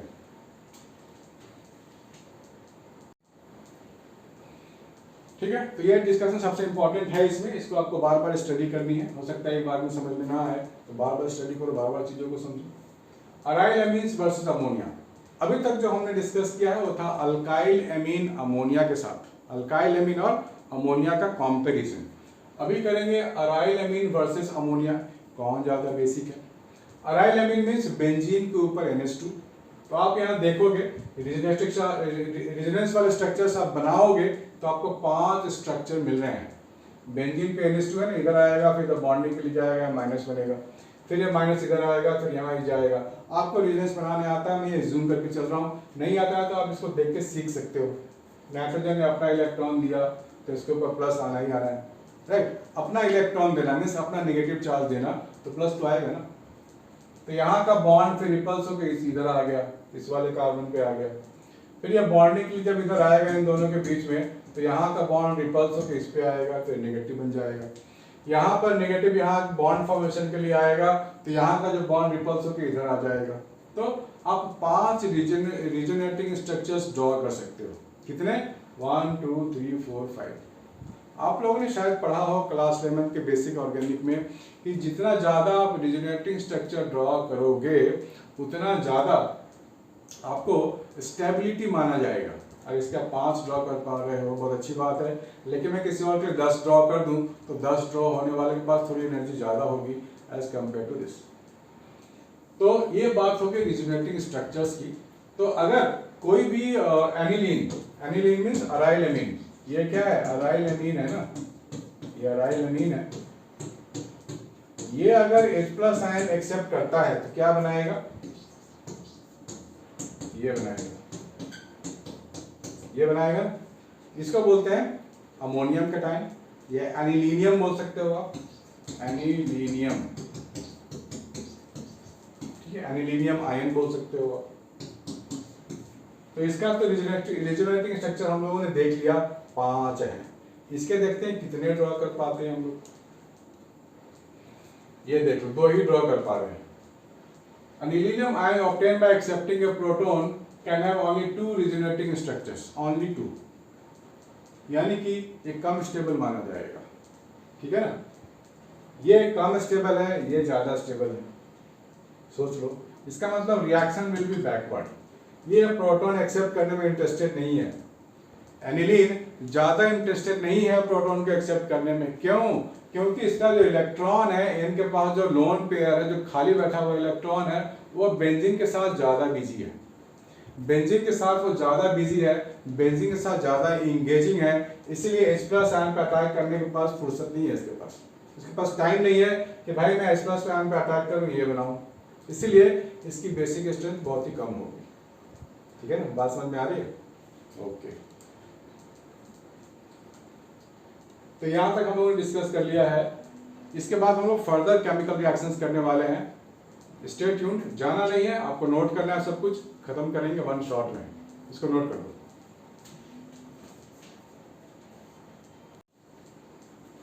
हाँ बच्चों, आगे के केमिकल रिएक्शन में हमें पढ़ना है कि अल्काइलेशन ऑफ कैसे करें। Alkylation of amines. Amines undergo alkylation on reaction with alkyl halides. जैसा हमने पढ़ा था ना अभी अल्काइल हैलाइड्स, मैं याद दिला देता हूँ। हालांकि एनसीईआरटी में इतना लिख के छोड़ दिया गया, रेफर यूनिट 10 क्लास 12। लिख लेते हैं रिएक्शन, देख लेते हैं कैसा होता है। अगर मैं लेता हूँ RNH2, ठीक है, इसमें आप डालोगे RH, वही अमोनोलिसिस वाला टाइप था ना, इसको आप अटैक करवा दो तो आपको क्या मिलेगा? R पे R आके लग जाएगा, प्लस HX आपका अलग हो जाएगा। तो एक R अलग से लग गया ना आपके पास, that is called alkylation. Simple सी बात है। सेकेंड है, इसके आगे आप जाओगे तो आपको मिलेगा असाइलेशन। असाइल ग्रुप आपको याद है, हम लोग ने पहले भी किया हुआ है, पहले मतलब अल्कोहल फिनॉल में किया हुआ है। Acyl group CH3 C+OCl, acyl group है ये, ठीक है। तो यहाँ पे आपको फिर से न्यूक्लियोफिलिक अटैक देखने को मिलेगा, क्योंकि नाइट्रोजन है ही न्यूक्लियोफिलिक। न्यूक्लियोफिलिक अटैक हो रहा है C पे, O पे बॉन्ड चला गया, और ultimately Cl is good leaving group, वो तो नहीं जाएगा, डबल बॉन्ड है ना, डबल बॉन्ड है स्ट्रॉन्गर, शॉर्टर एंड स्ट्रॉन्गर। तो जब डबल बॉन्ड वापस अपने इलेक्ट्रॉन लौटाएगा तो Cl को भागना पड़ेगा यहाँ से, तो ultimately Cl departs, Cl depart हो जाएगा तो यहाँ से एक हाइड्रोजन लेके जाएगा, ये H और Cl गायब, H और Cl गायब, आपको ये मिल गया। तो बेसिकली असाइल में हो क्या रहा है, असाइल में ये वाला जो ग्रुप है ना COCH3, ये नाइट्रोजन से जाके लगेगा, यहाँ से बॉन्डिंग होगी नाइट्रोजन के साथ, N के साथ, N ने C पे अटैक किया, Cl को भागना पड़ा, लेकिन ये H एक लेके गया है तो HCl बन गया और ये COCH3 आपको नाइट्रोजन से अटैच हो गया। नाम याद रखना जरूरी है, N-इथाइल इथेन अमाइड, ये अमाइड ग्रुप है, राइट, CONS तो अमाइड ग्रुप होता है। सो N-इथाइल इथेन अमाइड, इथेन अमाइड नहीं है और N पे इथाइल है, N पे इथाइल, N पे ये इथाइल है ना, N-इथाइल इथेन अमाइड, ये अमाइड ग्रुप बोल देंगे इसको, इथेन इमीड, इथेन अमाइड क्योंकि 2 कार्बन इथेन हो गया। सिमिलरली अभी खत्म नहीं हुआ है, अगर ये सेकेंडरी अगर आप एमीन लोगे फिर भी ये इस पे अटैक करेगा, Cl को हटा करके लग जाएगा, N डाइथाइल इथेन अमाइड, ठीक है, सेम रिएक्शन है ना, बिल्कुल सेम, N से अटैक हो रहा है, Cl को भागना पड़ेगा, तो COCH3, ये जो COCH3 N से अटैच हो जाएगा। एक और रिएक्शन है इसका, बेंजीन एमीन है और ये एनहाइड्राइड कंपाउंड लिया, इथेनॉइक एनहाइड्राइड, ये भी एसाइल ग्रुप भी यहाँ से लगने वाला है, क्योंकि ये N अटैक करेगा और इसको बाकियों को तो भगा देगा, ये बाकियों को भगा देगा, ये COCH3 आके यहाँ अटैच हो जाएगा, तो बाकी जो साइड प्रोडक्ट यहाँ बना वो एसिटिक एसिड बना। ये क्या बनेगा? एसिटिक एसिड, ठीक है ना, एसिटिक एसिड बन गया। एन फिनाइल, एन पे बेंजीन है तो एन फिनाइल इथेन अमाइड, याद रखना है आपको। Amines also react with benzoyl chloride. Amines also react with benzoyl chloride, C6H5COCl. This reaction is known as benzoylation, ठीक है ना। Amines also react with benzoyl chloride, benzoyl chloride और methaneamine, मतलब benzene के ऊपर भी तो COCl लिया जा सकता है ना। This is benzene, this is C double bond OCl, इसको क्या बोलते हैं? Benzoyl chloride. और यहाँ पे आपने ले लिया है प्राइमरी एमीन CH3NH2, फिर नाइट्रोजन से कार्बन का अटैक होगा और ये Cl को भगा देगा, ठीक है। तो ये N से बॉन्डेड यहाँ हो जाए, यहाँ का H, यहाँ का Cl, यहाँ का H, यहाँ का Cl, यहाँ का H, यहाँ का Cl गायब बाहर। तो आपको क्या मिला? आपको मिल गया C के साथ बॉन्डेड, आपको क्या मिला? C के साथ O और ये N के साथ H और ये CH3, ठीक है, ये आपको मिल गया। तो ये क्या है? N पे मिथाइल बेंजामाइड, ये N पे मिथाइल है और ये बेंजीन के साथ अमाइड ग्रुप है तो बेंजामाइड हो गया। N मिथाइल बेंजामाइड, ठीक है ना, N पे मिथाइल, बेंजीन पे C डबल बॉन्ड है और N है, तो ये बेंजामाइड हो गया। बढ़िया है। नेक्स्ट है कार्बिल एमीन रिएक्शन, ये टेस्ट है, बहुत ही अच्छा टेस्ट है ये, आप यहाँ लिख लो टेस्ट, इसको मार्क कर लो, it is a good test. किसका टेस्ट? प्राइमरी एमीन का टेस्ट है ये। प्राइमरी एमीन लेंगे, क्लोरोफॉर्म डालेंगे, पोटासियम हाइड्रोक्साइड डालेंगे, थोड़ा हीट कर देंगे तो ये RNC बनेगा। बहुत ही गंदा सा स्मेल होता है, जैसे चूहा मर गया हो वैसा स्मेल होता है RNC, ठीक है ना। तो इस रिएक्शन का सब कुछ याद कर लो, सब कुछ, RNH2, chloroform, potassium hydroxide, heat करेंगे, RNC, KCl, वाटर, सब कुछ याद होनी चाहिए। स्मेल, चूहे मरने वाला स्मेल, तो हम समझ जाएंगे कि आइसोसियानाइड, इसको बोलते हैं आइसोसियानाइड, आइसोसियानाइड प्रोडक्ट, ठीक है ना। आइसोसियानाइड प्रोडक्ट बनता है बहुत ही गंदे स्मेल वाला, तो ये बन जाता है, इसको बोलते हैं carbyl amine reaction. This is a test for primary amine. Secondary, tertiary won't respond to this test. Reaction with nitrous acid. Nitrous acid डालेंगे तो अब क्या बनेगा, ये भी देखना बड़ा इंपॉर्टेंट है। ये भी अगर आप किसी प्राइमरी एमीन में डालते हो नाइट्रस एसिड तो आपको अल्कोहल मिलता है, ठीक है ना। प्राइमरी एमीन में नाइट्रस एसिड डालेंगे तो क्या मिलेगा? अल्कोहल, N2 और HCl, तो मेन प्रोडक्ट अल्कोहल है, बाकी साइड प्रोडक्ट है। Aromatic amines react with nitrous acid eight low temperature, cold condition 0, 1, 2, 4 degree में रिएक्ट करता है ये, और आपको बन जाएगा benzene diazonium chloride. Benzene diazonium chloride haloarene में भी था, हेलोएल्केन हेलोएरीन पढ़ा था हम लोगों ने ना। तो यहाँ पर ये बनता कैसे है? आपने ले लिया पहले एनिलीन, NaNO2 डाल दिया, HCl डाल दिया, 0 to 5 डिग्री सेल्सियस ले लिया, ये आपको बन गया benzene diazonium chloride, NaCl water अलग हो गया। तो इसके भी अपने अलग अलग रिएक्शंस आपको देखने को मिलेंगे। इससे हम बहुत सारी चीजें बना सकते हैं। पहले भी हेलो एल्केन हेलो एरिन में आपने किया ना, बिल्कुल वही करना है। तो यहाँ पे आप नहीं भी पढ़ोगे तो चलेगा, पहले वाला भी आप पढ़ सकते हो। Secondary and tertiary means react with nitrous acid in different manner. वो ऐसे रिएक्ट नहीं करते, उनका अलग होता है, जो कि एनसीईआरटी में मेंशन नहीं है, तो आपको नहीं करना है। अब बस इतना ध्यान रखना है कि एमीन्स में नाइट्रस एसिड डालेंगे तो अल्कोहल बनाना है, और बेंजीन में डालेंगे तो बेंजीन पे N2Cl यानी कि बेंजीन डायजोनियम क्लोराइड आपको मिलेगा, है ना। बढ़िया, आगे देखते हैं। Reaction with aryl sulphonyl chloride. Aryl sulphonyl chloride, ये होता क्या है भाई? अराइल सल्फोनाइल क्लोराइड ये होता है बेंजीन पे SO2Cl। आपको दिख रहा है बच्चों साहब साहब? बढ़िया, ठीक है ना।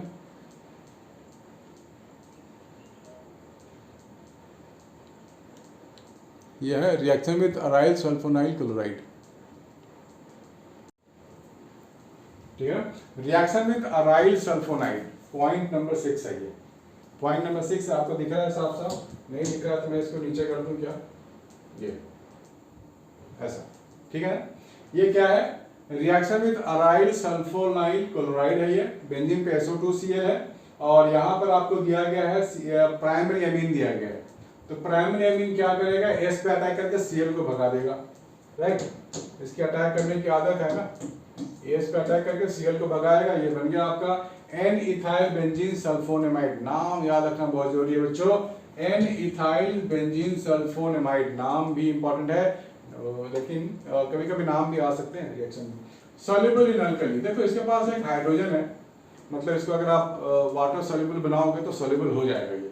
Soluble in alkali, alkali soluble है, अल्कली के साथ रिएक्ट करवाएंगे तो उसके साथ ये घुल मिल जाएगा, बॉन्ड बना लेगा। अगर हम बात करें यहाँ पर सेकेंडरी अमीन्स की बात करें, R2NH सेकेंडरी अमीन क्या करेगा? यहाँ पे फिर से अटैक करेगा, Cl को भगा देगा। तो ये Cl और H, ये Cl और H अलग हो जाते हैं ना। तो यहाँ पे नाइट्रोजन के पास H है ही नहीं, तो ये नॉट सॉल्युबल इन अल्कली डालेंगे, सॉल्युबल नहीं होगा। लिखो not soluble in alkali, not soluble in alkali. ये अल्कली में सॉल्युबल है, ये नहीं है, ठीक है। N डाइइथाइल बेंजीन सल्फोनेमाइड, बढ़िया है। तो टेस्ट हो गया ना ये। प्राइमरी अमीन ने अराइल सल्फोनाइल के साथ क्या मिला आपको? सॉल्युबल इन अल्कली वाला कंपाउंड दिया। अल्कली डालेंगे सॉल्युबल हो जाएगा, लेकिन सेकेंडरी वाला सॉल्युबल नहीं है। टर्शियरी का क्या? अगर इसके साथ में टर्शियरी अमीन्स डालूं तो रिएक्ट ही नहीं करेगा, no reaction at all. Tertiary amines do not react with benzene sulphonyl chloride, react ही नहीं करता, ठीक है। चलो रिएक्ट नहीं करता तो आगे क्या बात करें? कुछ होगा ही नहीं आगे। चलो नाइट्रेशन करेंगे, पहले भी क्या हुआ ना, नाइट्रेशन मतलब NO2 लगाने वाले हैं बेंजीन रिंग में। तो ये तो आपने पुराना जाना पहचाना रिएक्शन है, हम लोगों ने अल्कोहल फिनॉल में भी किया है, हम लोगों ने अल्डिहाइड कीटोन में भी किया है, हम लोगों ने हेलो अल्केन हेलो एरिन में भी किया है। तो ये आपके लिए बिल्कुल भी नया नहीं है। थोड़ा सा नया एलिमेंट ये है कि मेटा प्रोडक्ट इतना ज्यादा क्यों बन रहा है भाई। पैरा 51% चलो समझ में आता है, पैरा मेजर प्रोडक्ट होता है, लेकिन ऑर्थो इतना कम क्यों बन रहा है और मेटा इतना ज्यादा क्यों बन रहा है? देखो हम लोगों ने एसिड वाला प्रोडक्ट लिया हुआ है, रिएक्टेंट लिया हुआ है, यहाँ पर बहुत स्ट्रॉन्ग एसिड है ये। तो एनिलीन क्या करता है ना, एक्सेप्ट कर लेता है प्रोटॉन बड़ा जल्दी, किससे? स्ट्रॉन्ग एसिड से, और बन जाएगा एनिलीनियम। ये जो बेंजीन है ये क्या करेगा? H+ आयन ले लेगा और यहाँ बन जाएगा NH3+, ठीक है ना। क्या किया एनिलीन ने? H+ आयन ले लिया एसिड से और बन गया एनिलीनियम। एनिलीनियम डीएक्टिवेटिंग ग्रुप है, प्लस हो गया ना, इसने अपना इलेक्ट्रॉन खर्च कर लिया H+ आयन गेन करने में। अब ये इलेक्ट्रॉन डेफिशिएंट हो गया बेचारा, अब ये कुछ रिएक्शन जाने के लायक रहा नहीं, राइट, नहीं जाएगा ना। अब N के पास इलेक्ट्रॉन ही नहीं है, क्या बेंजीन को इलेक्ट्रॉन देगा और क्या बेंजीन को एक्टिवेट करेगा? बेंजीन को एक्टिविटी चाहिए, बेंजीन को एक्टिव होना पड़ता है। वो कहाँ से आता है इलेक्ट्रॉन? यहाँ जो ग्रुप लगे उससे आता है। लेकिन ये जो ग्रुप लग गया बेचारा खुद प्लस हो गया, खुद इलेक्ट्रॉन डेफिशिएंट हो गया, तो बेंजीन को इलेक्ट्रॉन कहाँ से देगा? सो benzene will be deactivating group, benzene को डीएक्टिवेट करेगा। अब एक्टिवेटिंग डीएक्टिवेटिंग का क्या मतलब है? जो भी हम लोगों ने पहले भी पढ़ा हुआ है कि बेंजीन रिंग में अगर कोई ऐसा ग्रुप लगा है जो वहां से इलेक्ट्रॉन खींच रहा है, वहां से इलेक्ट्रॉन ले रहा है, तो वो ऐसे ग्रुप को बोलते हैं मेटा डायरेक्टिंग ग्रुप, ये बोलते हैं। और जब बेंजीन रिंग को इलेक्ट्रॉन देगा उसको बोलते हैं ऑर्थोपैरा, ठीक है ना, ऑर्थोपैरा। तो यहाँ पर जो एनिलीनियम आयन बना है इसको बोलते हैं मेटा डायरेक्टर, क्योंकि बेंजीन से इलेक्ट्रॉन लेता है। तो मेटा पे सिग्निफिकेंट अमाउंट ऑफ NO2 आपको मिलेगा, सिग्निफिकेंट अमाउंट, जबकि ऑर्थो पे बड़ा कम है, ठीक है। तो हम लोग यहाँ पे ये लिख सकते हैं कि direct nitration of aniline it's carry oxidation product in addition to the nitro derivative moreover in the strongly acidic medium. ध्यान से देखना, aniline is protonated to form anilinium ion which is meta director. That's why besides the ortho and para derivative, significant amount of meta derivative also formed. इस पे पहले भी reasoning वाले question आ चुके हैं। However, by protecting NH2 group by acetylation, अगर हम NH2 group को प्रोटेक्ट कर लें, उसको बचा के रख लें, तो हमारे पास सिर्फ पैरा वाला प्रोडक्ट मिल सकता है। तो हम लोगों ने क्या किया, एनहाइड्राइड ले लिया, एसिटिक एनहाइड्राइड, ठीक है, ये ले लिया और NaCO3 बना लिया। ये एसिटिक एनहाइड्राइड है ना, एसिटिक एनहाइड्राइड है। हम लोगों ने अभी देखा था एसिटिक एनहाइड्राइड, दिखाऊं किधर, कहाँ गया एसिटिक एनहाइड्राइड, मिल जा भाई, ये ethanoic anhydride, acetic anhydride, N से अटैक होगा, देखो N पे जाकर COCH3 लग गया ना, हाँ N पे जाकर COCH3 लग गया, ठीक है ना। तो हम लोगों ने वही काम कर देना है अभी, ठीक है। तो NH इसके साथ रिएक्ट करवाया, NaCO3 बन गया। अब NH इसके साथ थोड़ा इंगेज हो गया। अब नाइट्रेशन वाला चीजें करेंगे तो ये पैरा पे जाएगा, सीधा पैरा पे जाएगा NO2। बाद में अगर आप बेस और एसिड डाल दोगे तो वापस रिकवर हो जाएगा, ये पूरा का पूरा रिकवर हो जाता है। कब, या तो एसिडिक या बेसिक मीडियम में हाइड्रोलिसिस कर दो, H+ वाटर डाल दो या OH- वाटर डाल दो, आपको क्या मिलेगा, आपको मिलेगा पूरा का पूरा ये NH2 हो गया, पैरा नाइट्रो एनिलीन हो गया, ठीक है ना। ओके, बढ़िया। इसके बाद क्या है, सल्फोनेशन है। सल्फोनेशन के लिए हमें यहाँ पे डालनी पड़ती है सल्फ्यूरिक एसिड, तो ये बन जाएगा NH3+ HSO4-। इसके बाद हीट कर दो तो ये पूरा आयन उठ के पैरा में चला जाता है। उफ, रीअरेंजमेंट रिएक्शन है, क्या बोलते हैं, रीअरेंजमेंट रिएक्शन। इसने आपको अरेंज किया, हीट कर दिया तो यहाँ से घूमते हुए यहाँ आ गया ये, ताकि मैक्सिमम दूरी में रहे, स्टेबिलिटी बना रहे। 203 यहाँ आके लग गया। अब ये एसिडिक है ना, ये तो एसिड है और इसका नेचर कैसा है, थोड़ा बेसिक है, तो ये अपना H+ आयन इसको दे देता है। भाई तुम पास में ही तो हो, मैं एसिड हूँ, मेरा काम है H+ आयन देना, मैं बेस हूँ, मेरा काम है बेस लेना। तो इसने दिया, इसने ले लिया, तो यहीं पे एक आयन बन गया, इसको बोलते हैं ज्यूटर आयन। इसने अपना H+ आयन दे दिया तो SO3- हो गया। इसने अपना इलेक्ट्रॉन इस्तेमाल करके H+ आयन को गेन कर लिया तो NH3+ हो गया। This is zwitter ion. Aniline does not undergo Friedel-Crafts reaction due to salt formation with aluminum chloride। बताइए, ये भी important point है। हमने जबकि Friedel-Crafts हर चैप्टर में पढ़ा है, haloalkane, haloarene, alcohol, phenol, aldehyde, ketone, लेकिन यहाँ पर मुश्किल है क्योंकि जो अल्युमिनियम क्लोराइड हम लोग डालते थे ना AlCl3, ये खुद रिएक्ट कर लेगा इसके साथ। ये लुइस एसिड होता है और ये बेस होता है, ये आपस में रिएक्ट करके मामला निपटा देते हैं, ये किसी और को आने नहीं देते हैं रिएक्शन में। The Lewis acid which is used as a catalyst.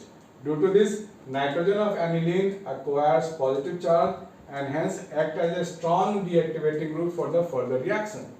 अब नाइट्रोजन यहीं बिजी हो गया तो फर्दर रिएक्शन क्या करेगा, इसको नोट करो फिर आगे करते हैं। हाँ बच्चों, इसके आगे आता है डायजोनियम सॉल्ट्स। इसके बारे में थोड़ा सा जान लो, समझ लो। ये जो डायजोनियम है यानी कि डाईएजो का मतलब ये होता है डबल नाइट्रोजन लगा हुआ, डाईएजो। तो N2 यहाँ पे लगा हुआ है, डबल नाइट्रोजन लगा हुआ है। तो बेसिकली आपको यहाँ पे दिखेगा N पे ट्रिपल बॉन्ड है, N और N के बीच में ट्रिपल बॉन्ड है और N पे प्लस है। तो प्लस वाला चीज तो अट्रैक्ट करेगा इलेक्ट्रॉन अपनी तरफ, तो ये बेंजीन रिंग से इलेक्ट्रॉन मांगने लगते हैं ये बेंजीन डाइजोनियम में। तो इलेक्ट्रॉन यहाँ बेंजीन से जाएगा नाइट्रोजन की तरफ, तो इसको आप कह सकते हो डीएक्टिवेटिंग ग्रुप, यानी कि ये मेटा डायरेक्टर होते हैं। डीएक्टिवेटिंग ग्रुप तो मेटा डायरेक्टर होते हैं। Primary aliphatic amines form highly unstable alkyl diazonium salts. Primary aromatic amines from arene diazonium salts which are stable for short time in solution at low temperature. ठीक है ना, तो हालांकि regional stabilised हैं तो stable तो होंगे, लेकिन इलेक्ट्रॉन मांगने की वजह से, देखो इलेक्ट्रॉन पुल कर रहे हैं फ्रॉम द बेंजीन रिंग, तो इसको हम लोग मेटा डायरेक्टर ही बोलेंगे।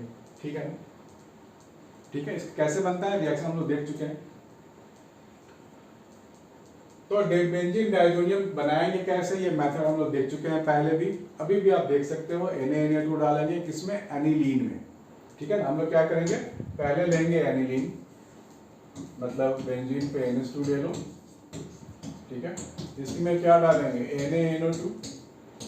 NaNO2 plus HCl cold condition, यानी कि 0 to 5 डिग्री सेल्सियस डालेंगे, तो आपको मिल जाएगा बेंजीन के ऊपर N2Cl प्लस हो जाएगा ये NaCl प्लस हो जाएगा ये वाटर। ठीक है, ये सब चीजें आपको करनी है।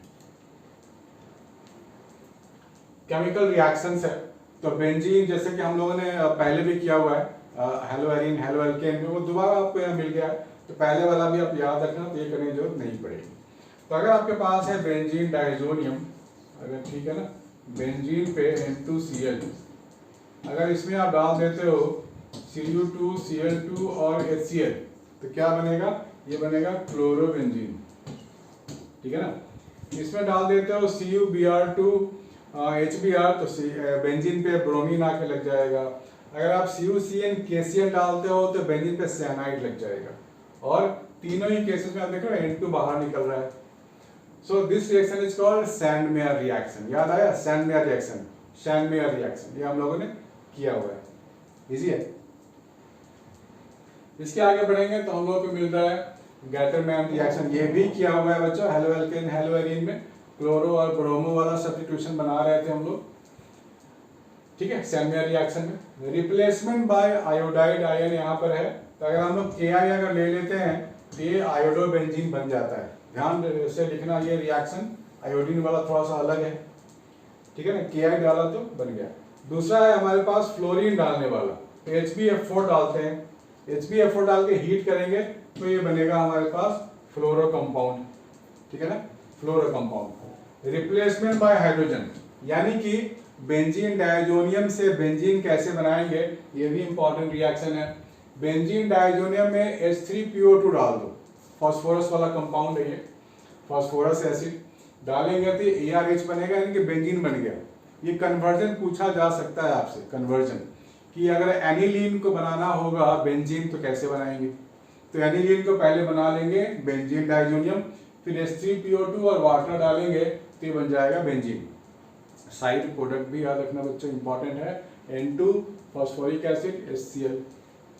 अब यहाँ पे हम लोग डाल दें अल्कोहल, देख रहे हो, तो बेंजीन बनने के दो तरीके हो गए, या अल्कोहल डाल के बना लो, साइड प्रोडक्ट याद रखना, इसमें आपको बन रहा है एसिटल्डिहाइड और HCl acid. Replacement bye hydroxyl, यानी कि फिनॉल कैसे बनाएंगे, तो सिर्फ वाटर डालनी है आपको, दैट्स इट, सिर्फ वाटर, तो आपको बन जाएगा phenol plus N2 plus HCl, है ना। इजी रिएक्शन है, बड़े आराम से कन्वर्जन में आप यूज कर सकते हो, कन्वर्जन पूछे जाएंगे। आगे बढ़े तो फिर से वो आपको नाइट्रो कंपाउंड पूछा जा सकता है कि एनिलीन से नाइट्रोबेंजीन बनाइए, तो एनिलीन से आप बना लोगे बेंजीन डाइजोनियम, HbF4 डाल के N2BF4- बना लोगे, N2BF4- में Na2 और कॉपर हीट, ये रिएजेंट को याद रखना पड़ेगा बच्चों, तो ये आपको बन जाएगा नाइट्रोबेंजीन, है ना, मजेदार। उसके बाद है कपलिंग रिएक्शन, ये भी एक टेस्ट के तरीके पे याद कर लो, this is also a kind of test. Test याद रखना बहुत जरूरी है, हर एक एग्जाम में टेस्ट इंपॉर्टेंट होता है, सबसे ज्यादा इंपॉर्टेंट होता है। ये है बेंजीन डाइजोनियम, इसमें हमने फिनॉल ले लिया, तो क्या होगा, H और Cl पैरा से, पैरा वाला H OH के जस्ट अपोजिट पैरा वाला H है, यहाँ का Cl गायब कर दो, इसको जोड़ दो, देखो ऑरेंज डाई बन रहा है, ऑरेंज कंपाउंड बन रहा है ये, पैरा हाइड्रोक्सी एजोबेंजीन, एजो का मतलब समझ जाओ डबल नाइट्रोजन, पैरा हाइड्रोक्सी है ये, ठीक है ना, para hydroxy azo benzene, orange dye. फिर से हम लोगों ने ले लिया है बेंजीन डाइजोनियम, इस बार ले लिया एनिलीन, तो ये क्या बन रहा है, येलो डाई। फिनॉल लिया तो ऑरेंज डाई, और जब हमने बेंजीन वाला NH2 लिया यानी कि एनिलीन लिया तो ये बन रहा है येलो डाई। तो ये टेस्ट ही तो है, ये आपको ध्यान में रखना, how to differentiate between phenol and aniline. तो ये आपको डिस्ट्रीब्यूशन रिएक्शन आनी चाहिए, है ना मजेदार। ऑरेंज ऑरेंज बन जाता है, पूरे बीकर में फैल जाता है, और ये येलो, तो ऑरेंज बने तो फिनॉल, येलो बने तो एनिलीन। तो बच्चों इसी के साथ हमारा ये एनसीईआरटी कंटेंट स्टडी खत्म होता है। क्वेश्चन आंसर वीडियोस मैंने पहले ही ऑलरेडी डाल रखे हैं, तो पूरा एमीन्स आपके लिए कंप्लीट हो चुका है, और भी क्वेश्चन आंसर एक्स्ट्राज में और भी डालता रहूंगा। आपको पसंद आया हो तो लाइक कमेंट शेयर जरूर करना। बाय बच्चों, टेक केयर।